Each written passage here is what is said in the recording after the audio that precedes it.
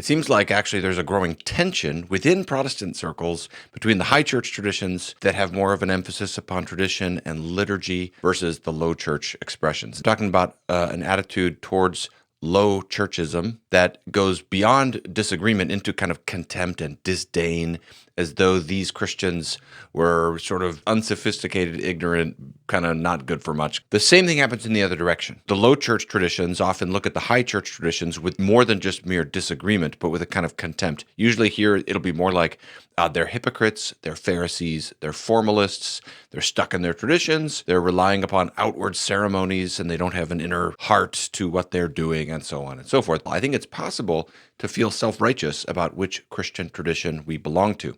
So if you remember the Pharisee in Luke 18 who prays, God, I thank you that I'm not like those other people.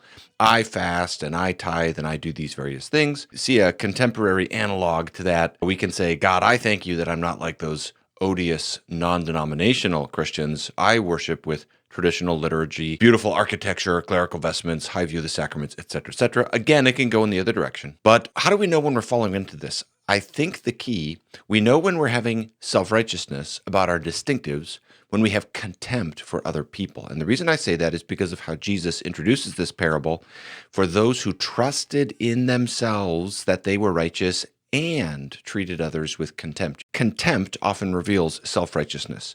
How you treat other people reveals what kind of gospel you're functionally working with. The horizontal reveals the vertical, the social reveals the theological, etc. It's a fascinating thing to think about. We always want to test our hearts with this. So while we're stating our disagreements, whenever we get into contempt, we want to just be open to asking the Lord to help us repent and go back to Christ alone for our justification.